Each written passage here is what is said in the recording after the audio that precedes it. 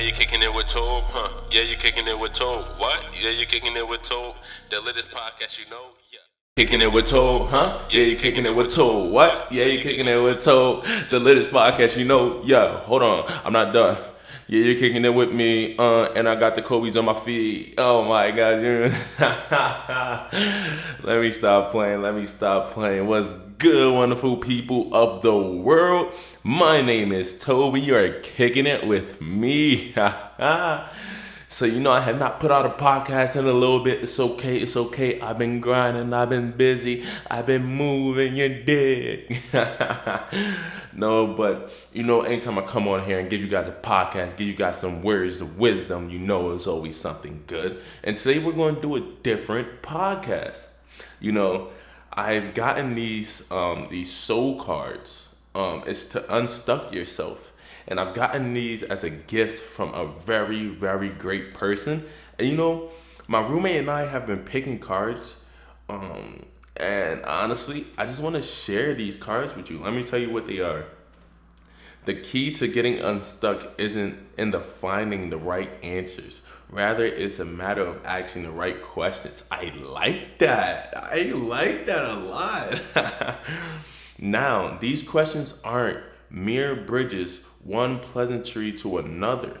The right questions can stop us in our tracks, make us think and reveal who we are. Woo! Fire! For better or for worse, unfortunately, it isn't always pleasant or comfortable. However, we shouldn't hide from the light because we're afraid of what it might expose. Often, because we can move onward, we must look inward. I love it. I love it. I love it. I love it. I love it. I love it. I love it. Hold on. I love it. I love it. I love it. So this is basically just questions that you might not ask yourself, or questions that might be uncomfortable. But I'm gonna ask these questions. I'm gonna answer them to the best of my ability. But before I get into this podcast, I just want to let you guys know I'm starting something different. I'm doing more of a visual podcast as well as my audio podcast.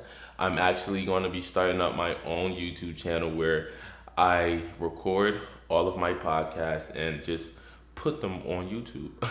Basically, like what I'm doing right now, but a visual. And I'm still going to have my Apple podcast, my Spotify podcast, all that fun stuff. But I just want to just elevate and grow my podcast, grow my brand, because I feel as if I can reach more people by doing this. So that's something that you guys should start looking out for. I'm going to be posting a lot more on my main not my main podcast account, but my main account as well as my podcast account. I normally don't post on my main account about my podcast, but just to really grow this, I am.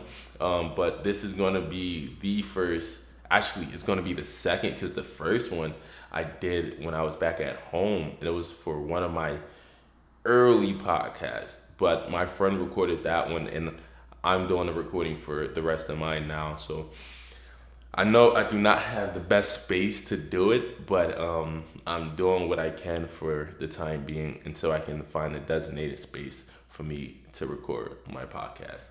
But let's get into this. We gotta do a thinking like Tobe. Today's thinking like Tobe is, why do people feel that when things are uncomfortable, they should not be spoken about? Let that one sink in, because people do not like speaking on uncomfortable topics. And we gotta really get down to the nitty gritty, baby. Oh man, no, I really want to know, why do people not like to talk about things that might feel uncomfortable, or things that might be unspoken of, I give you about 15 to 20 seconds. I really want to input the Jeopardy theme song into this, but I feel as if I will get copyrighted, and I do not want to be copyrighted. I do not have the funds nor the money to do that. So I'm just gonna do it how I always do it. Let's get it. Da-na-na-na-na-na-na. Da-na-na-na-na. No, no, no, no, no. Oh man, if anybody is watching this virtually, I said virtually, visually, you're just gonna see my personality, how I am. I know you guys probably hear it a lot through the audio podcast, but when you start seeing the virtual podcast, you're gonna be like, oh, I keep on saying virtual. Why? Oh my gosh. The visual, to be honest, is virtual because you're not here with me. I wish that you were. Man, if I had so many other people just to like, not even watch me, just to really engage in the podcast, man, I'll have my own Ellen Ellen DeGeneres show. Ha ha! Talk to me nice or don't talk to me at all. But no, I really want to dive a little bit deeper into that thinking like Tobe. Just because when you think of things that might be uncomfortable or that might not be something that a lot of people like to speak on, it's because they don't want to offend anybody.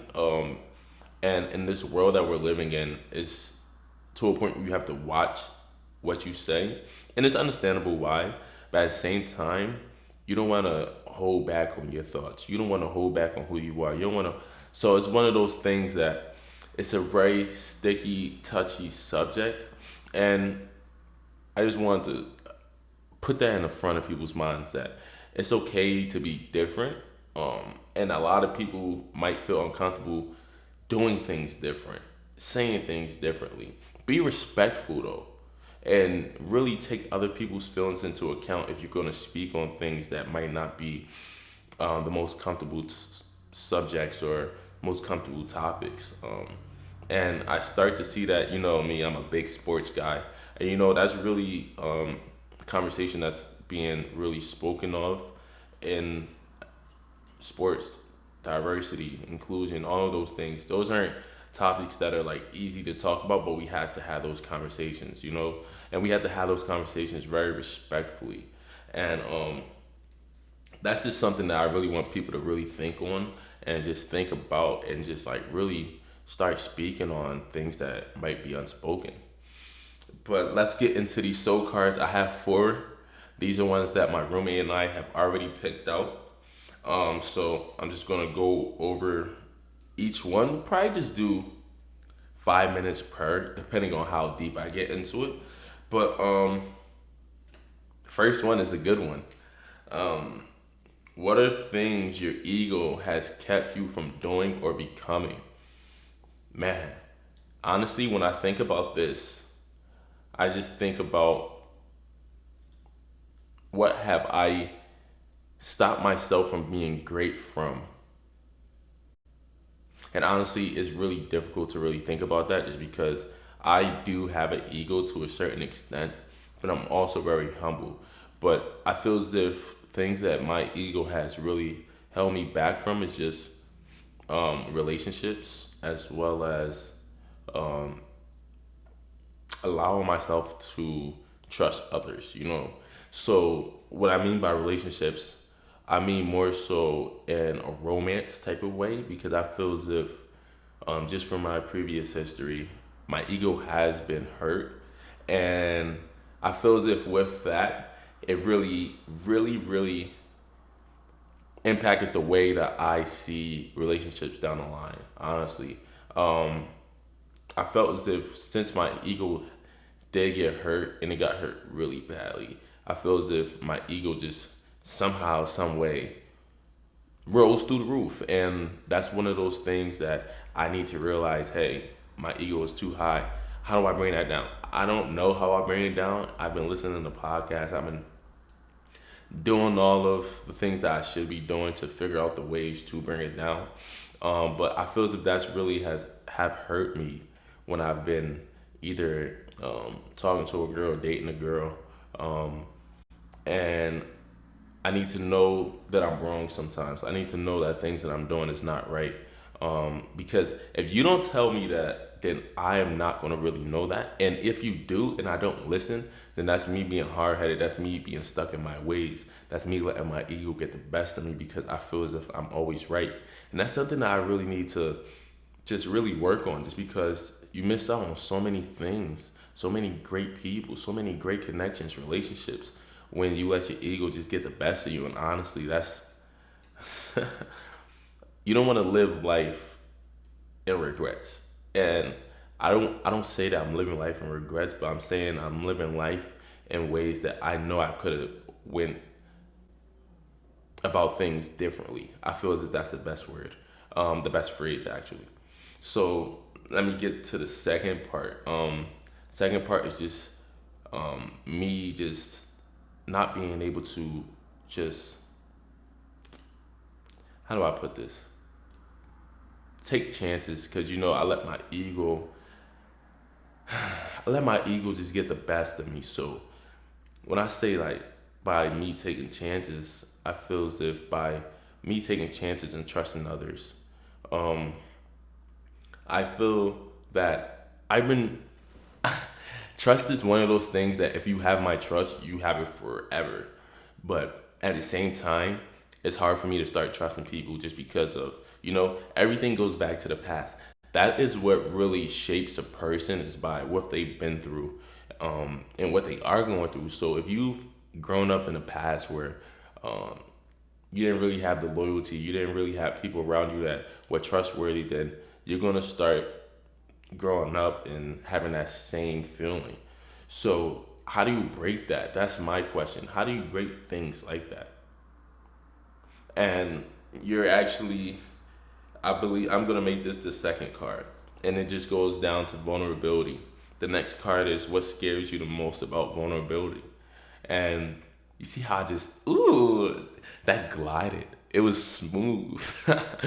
But no, that's really where I feel as if my trust comes in, because then at that point I have to be vulnerable with somebody. I have to let them know that I really can trust them with things that I've probably been through, that I'm going through, and I can just trust them in general. And that vulnerability part really messes me up, because hey, when you get that deep and give people that trust, and they can use it any way that they can. Um, as soon as you speak those words or type that text message, so it's one of those things that you're confiding in somebody, and you don't want what you said to that person to um, come back and bite you in the butt, basically. So that's where I feel as if my ego actually really stops me from trusting others and really building them strong relationships. Um, as you can see, my ego stops me from building strong relationships. But that's something that I've been working on. That's something I've been thinking more about on how I fix that. And actually, just I've been easily telling people things about myself, not really getting too deep, but just easily doing it. I feel as if the best way to do things is just ease your way. Don't rush it. Just be very patient. That's what I've been doing. It's been very beneficial to me, and I've been really watching how people react to things that I say, or I've been watching how people move by themselves, and that really dictates who I speak to about certain topics, honestly, certain subjects. I'm not going to tell everybody some real personal things, but I will definitely tell people, or a select few, if I'm having a bad day and why. I feel as if that's when I start building trust in people and letting that ego go. When I'm able to just tell you about my day without you judging, because a lot of that's another thing that really can dictate how people react to you, is the judgment factor. I know everybody judges people just for a joke, blah blah blah. But when people are actually coming to you about things, you shouldn't judge. You should let them know how you feel, but in a way that's not judging, or in a way that's going to help them. So with me, I feel as if just easing your way in, taking them baby steps, building that trust is one way that I will stop letting my ego stop me from being great, basically, honestly. And I love these cards because they just really go deep, and they have you thinking, thinking like Toad. um, oh, I love this card. I love this card. In what areas of your life do you need to be kinder to yourself? Oh my, this is big. I feel as if for at least for me, and one thing about these cards, I'm probably reading them out to you, but I really want you to think about them as well. As I always say, thinking like Toad doesn't only last the time that you're listening to this podcast. It should be lasting for eternity. You should really be thinking about these things day in and day out because these are things that's going to make you great. These are things that's going to help you grow. And everybody wants to grow. Nobody wants to just be dormant. No, you know. So, but what areas of your life do you need to be kinder to yourself? For me, I feel as if it's probably the pressure that I put on myself, because that pressure starts to have me being very hard on myself, and I don't really have time to take breaks and relax and like really think about the success that I've had over the few couple years, over the few couple months, over the few couple weeks. And that's one thing where I start to be down on myself, and I start to doubt myself sometimes because it all starts from that pressure. I want to be the best at whatever I do. I want to work. I want to outwork anybody, everybody, and it starts to get where it's not healthy. And honestly, if it's not healthy for you, trust me, it's just gonna be a very bumpy road. So that's one thing I need to definitely be kinder to myself, just because I have to let loose a little bit, let that pressure off, let myself know that I'm going the way that I really should be going. I'm going the way where um, it's nothing but a great light, nothing but success, and that I can chill. I can take a day or two off, and that's one thing that I'm starting to gradually come to a acceptance with. Like now, I'm actually working two jobs right now. My full time job and a little side job at Wingstop. So right now, I'm working Monday through Friday at my full time, and then at Wingstop, I'm working Monday, Friday, Sunday, from 6 to 12 Monday, 6 to 2 Friday, 6 to 12 Sunday, and I gave myself Saturday just so I can have some me time. I might do some type of work. I understand, but I keep it to a maximum actually of 2 hours, and that has really helped me a lot, honestly. And it has um, gave me the space and the mental awareness to like be like, hey, look at where I'm at. Look at what I'm doing on a daily basis. I'm okay. I've grinded enough. I didn't grind enough. I'm grinding to the pace that I need to be grinding at, and it's making everything fall into place. And that's what I've really been coming into acceptance with, and I've been seeing a change in my behavior and my mood. And I feel like I've been so much more happier. And I really want everybody that's listening to this podcast, find find that time where you could be to yourself. Find that time where you can really just kick back, relax. Honestly, kick back, relax, watch a show. That's the one thing I need to start doing. I do not watch TV. Unless the game is on, that's when I watch TV. Like I've hooked up my TV. I probably have used it like once ever, and it was the first time when I hooked it up. So that's something that I need to start doing.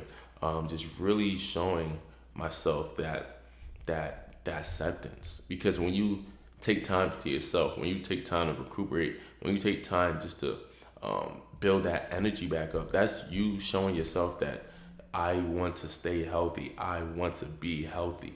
And I understand everybody's like, if you're not grinding, then what are you doing? But as I always say, you could be in the gym for 2 hours, and somebody could be in the gym for 30 to 45 minutes. It's all about how effective you are during that grind season. Like, honestly, you could work so many different jobs, but how effective are you? That's the real thing. That's the real factor. That's the real key. The effectiveness. During our orientation for my NCA position. Oh, and by the way, I'm gonna talk to you guys about my move to Indianapolis. I'm gonna have my roommate, a couple of my friends here, just to for everybody to just do like a group discussion on that, because we all moved from different places to come here to work for the NCAA. And I want to get everybody else's perspectives and not just mine. And I'm not really too big on having people on my podcast, but I'm starting to step out of that. Let me do it by myself and let other people enjoy the process. I do not like to trust the process, so I did not say that for the 76ers. So I said Tyler Morgan. Tyler Michaels, if you watch this, do not get hyped and send me a text message or call me, because I will not answer. um, but yes, that's just really one of the key factors is just that effectiveness. Just going back into what I was saying during orientation, we had they had a conversation with us speaking on effectiveness, and they were saying you can come into the office 6-7 a.m. and leave after everybody, but then how effective are you? Were you just on your phone the whole time? Were you doing other things that whole time? What were you doing during that time that you went in and you left? It doesn't matter what time you come in. It doesn't matter what time you leave. It's about what you do in between.